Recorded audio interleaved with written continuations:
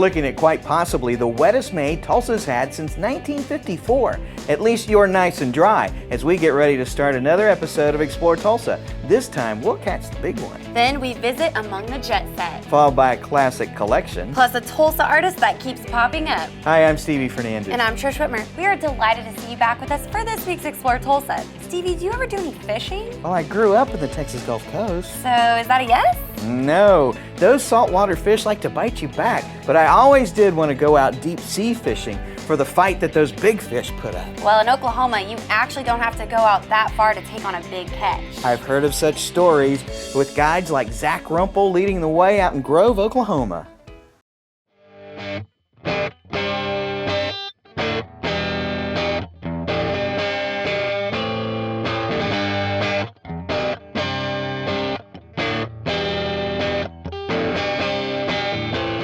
The only way to catch them is snag them. You're going to have to hit them somewhere in the side or the tail if you really want a good fight. Hopefully you hit them in the tail and they'll stretch your arms for you.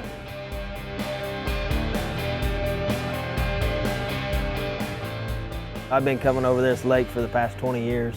A guy named Hank Souders had a guide service on Grand Lake for years, and we got to know each other, and I ended up buying a lot of the stuff from him, and he taught me how to do it and how to find them and where to find them. We start down south from the December 1st, putting in around the city ramp there in Grove, Oklahoma, and as the year progresses on and the winter comes into the spring months, we'll start coming up here to the north end of the lake there at Twin Bridges State Park and start snagging from there all the way up to Miami, Oklahoma.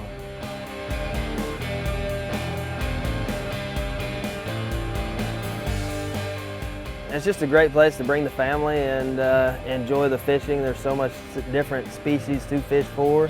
It holds big fish for the size of the lake it is, and it's just a great place to be. I would say the best part of hiring the guide is they've already done the legwork for you. So as far as finding the fish, staying on top of them, having all the gear, the right amount of weight to put on the weight or the line to get the hook down there and troll the right speed. You know, they've already done the legwork, so all you got to do is just climb in the boat and enjoy a heck of a day because you're going to break a sweat ripping these things in.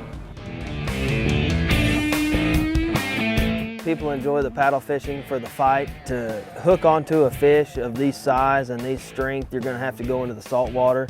And you know, we have some of the most hardest fighting fish around right here in the middle central of the United States.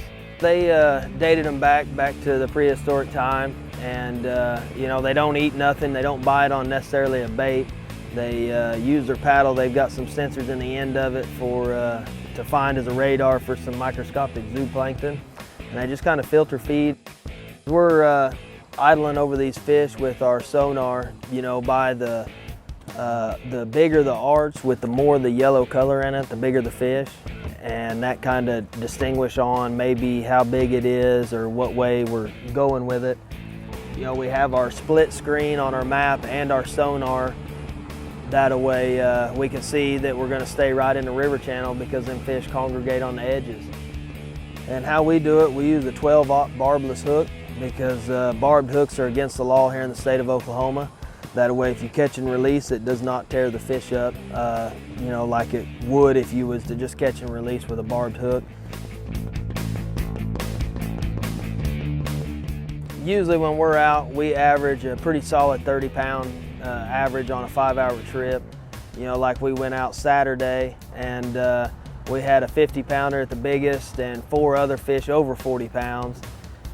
And the biggest one I've had come over my boat was in the upper 80s, and it was a pretty good deal because she had trouble just holding onto the rod. The fish was hooked in the tail, and there was nothing but screaming and help, help, help, but nobody, you know, we just like to let them fight it on their own and go that way with it. And hopefully they don't lose a rod, but if they do, they do. That's part of it.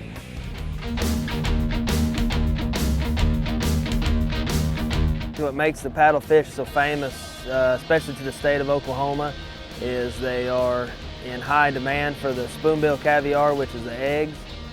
And the research center up in Miami, Oklahoma, they have the research boats out, and you know, if you have a fish and you got it tagged and you plan on keeping it, and you can tie it off the side of the boat, collection boats will come around. You just wave them down and they'll come pick your fish up for you and take it to the research center. And when you get done fishing for the day, you just drive up there, give them your little tag and your initials, and they give you your fillets right there, have ice for you. It's really a nice amenity to have, to where you don't have to get your hands dirty and they'll do all the work for you.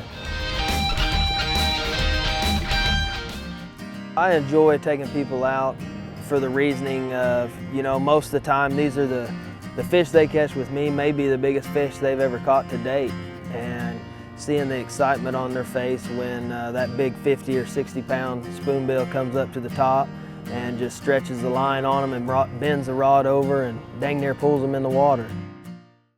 Those fish really do put up a great fight, and Zack knows just where to find those babies too. If you'd like to go spoonbill fishing for yourself, look for Zack's Guide Service on Facebook. We met Zack on the TV show Living Grand on Grand Lake, which airs Thursday night, 7 p.m., and it's on rsu.tv with other great adventures on Grand Lake as well.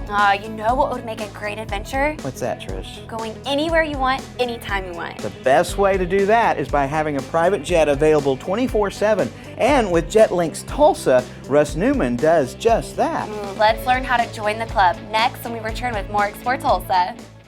Stevie from Explore Tulsa with my friend and optometrist for many years, Dr. Robert Zellner. Tell everybody why it's so good to come in to see you. Well, that's a great question. Let's see, we've got two great locations. We try to stay cutting edge at every point along the way because, let's face it, everybody wants to come in and get taken care of in a timely fashion and get the latest, greatest stuff and save some money and get on with their life and see clearly. And if you don't believe it, look on the website. Absolutely, drzellner.com. You can find that we have our two locations at 69th and Memorial and 3030 South Harvard, or you can give us a call at 749-2020 or 461-2020. And I got 4 kids, and I gotta tell you, as a big family like that, it's affordable too. Oh yes, and of course, the number one reason, you save some money. I mean, with our 2-pair specials, with our different unique packages that we put together, I mean, you can come in here and your money can go a lot farther than anywhere else. And that's why with Dr. Robert Zellner and Associates, seeing is believing. Oh, I like that, Stevie. Well done.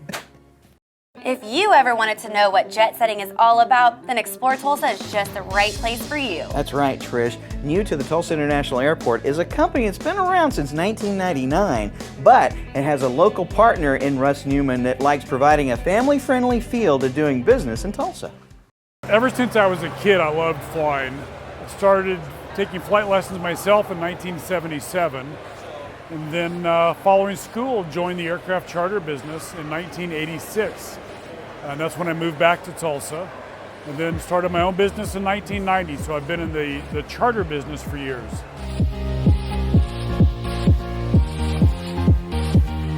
Well, my partner is Jet Linx Corporate, and they bring all of the national support, whether it's Director of Ops, Chief Pilot, Safety Management, Fleet Utilization, Marketing, and such.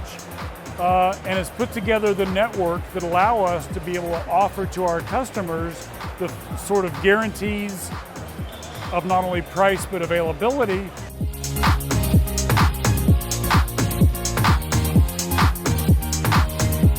I recognized a service and a safety focus with Jet Linx that immediately attracted me.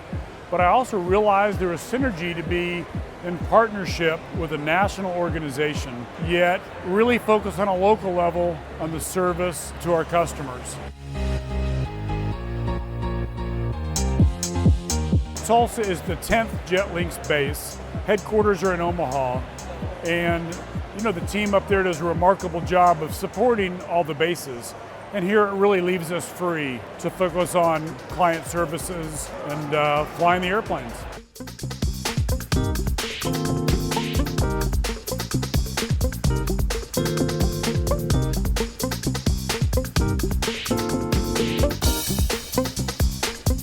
Individuals that value private jet travel or corporate aircraft become members. They may be individuals, they may be corporations. So maybe it's a team of managers or executives from a company that need to travel promptly, efficiently, possibly to multiple communities in the same day, yet still get everybody back home for dinner with their families and in the office the next morning. And surprisingly to many, this can be a real value proposition. And other times it's folks that just want the comfort and the convenience and the privacy of personal travel. Many of our aircraft have Wi-Fi capabilities en route, but at least you control the environment, and whether it's a meeting or relaxing or catching up on your work, you can do it all en route.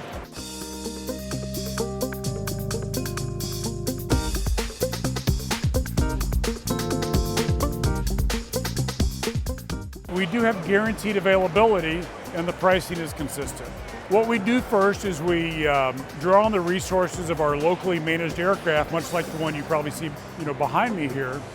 But then we're part of a fleet of over 50 aircraft nationwide. And then if our fleet's not available, we have pre-qualified, based upon all the important standards, other vendors that we will use as need be to make sure that we serve our clients.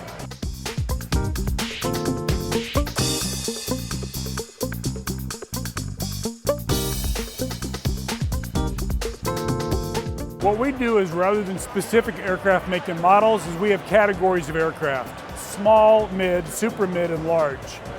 And so once they become a Jet Card member, they pay set predictable prices based upon which type of aircraft they'd like to use for a given flight. Behind us is a Falcon 2000. It represents a heavy jet or a larger jet for Jet Linx.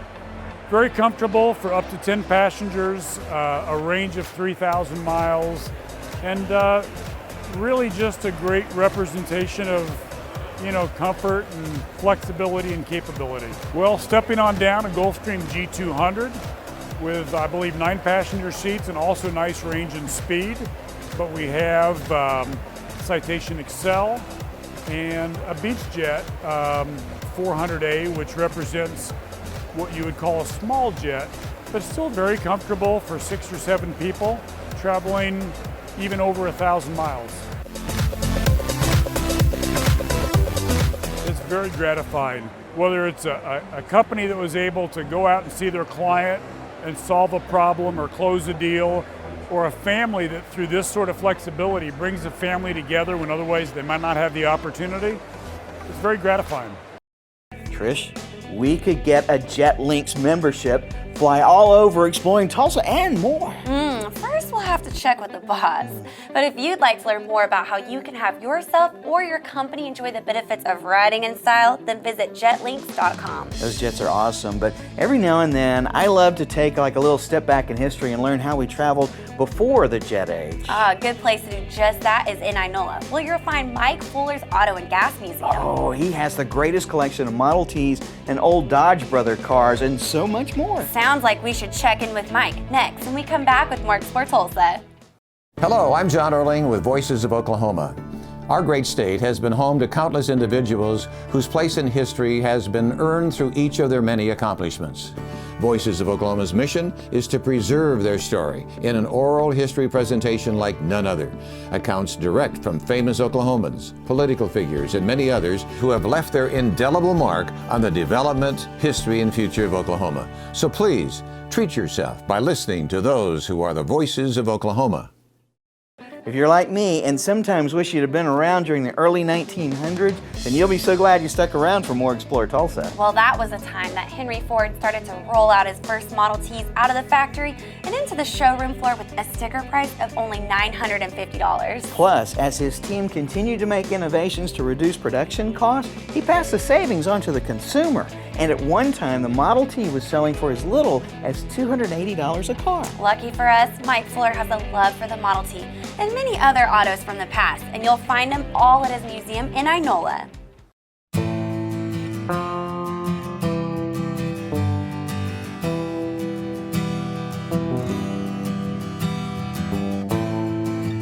Ever since I was a little kid, I loved and enjoyed old cars.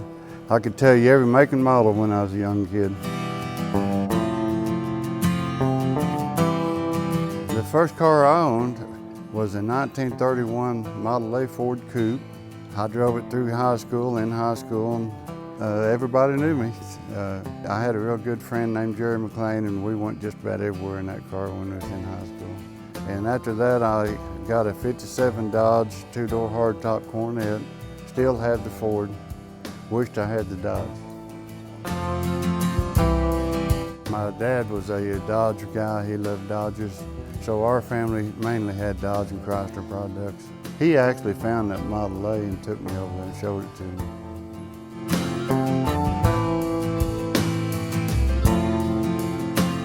When I got out of the Army in '73, I really didn't have no intentions of picking up this many cars, but when I got out of the Army, I bought a 1923 Model T Roadster. A year or two later, I picked up another one, and it seemed like about every year or two I was picking up cars and ended up with 50 cars at one time. And they all ranged from 1917 up to 1976. Well, it just gets back to I've always loved old cars. I always enjoyed looking at those cars, but my dad talked about them a lot when I was a kid. He always talked about the T's and the Model A's.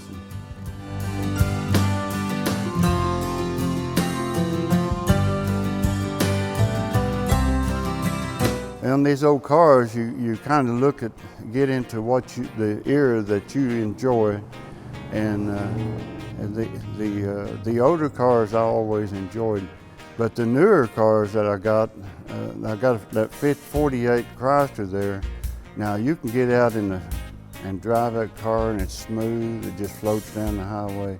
It's very fun to drive, very enjoyable to drive. The 48 Chrysler, the one I have, it has a 6-cylinder motor. Now I also have 48 Chrysler at home, it's got a straight 8 motor. But if I ever get this 31 Chrysler convertible finished, now that will be my favorite car. It's rare, there are very few of them out there, and it's a beautiful car.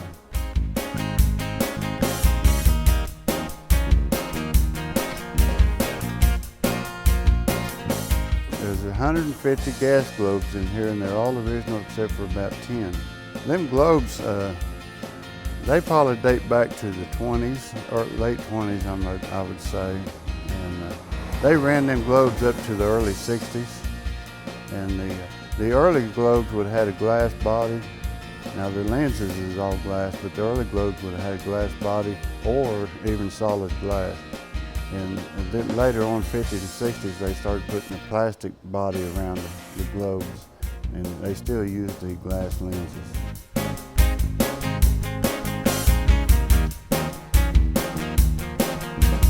You know, I ended up with all this stuff, and I've always enjoyed people coming in and looking at it, so I always kept the doors open. I really didn't have it as a museum.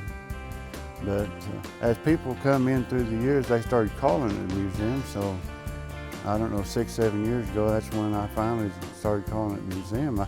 When I travel around on my Harley to different towns, I always try to stop at little museums and stuff. And I got to thinking, shoot, they're right. I've got about as much stuff, if not more, than a lot of museums have got. So it's basically a museum, gas auto museum.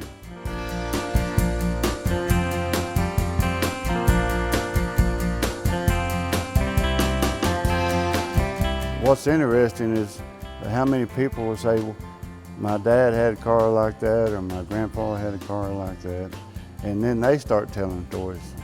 So I'll listen to more stories than probably I'll tell.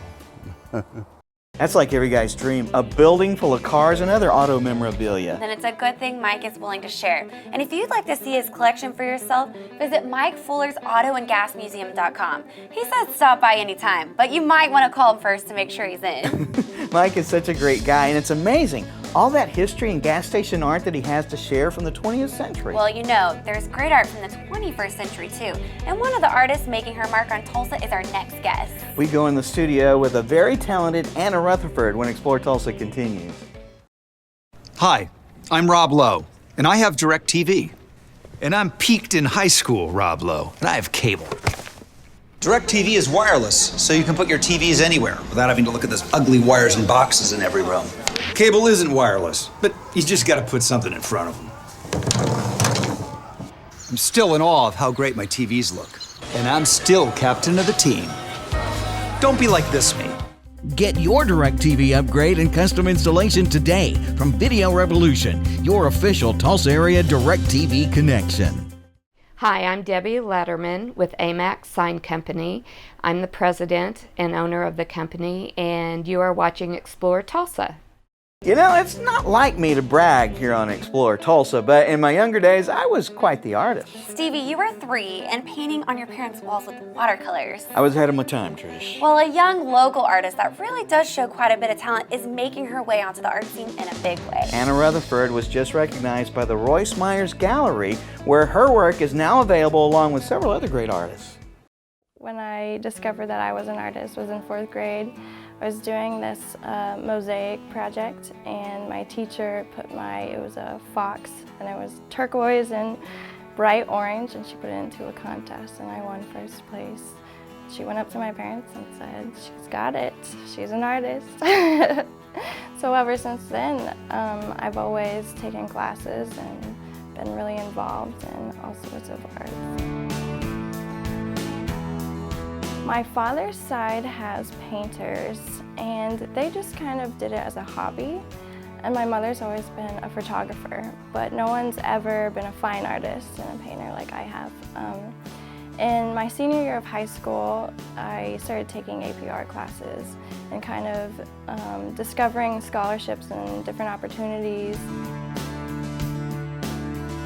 Fine arts is when you use your hands and you create, the brush strokes, or you use tools to carve into things. I definitely love using oil painting.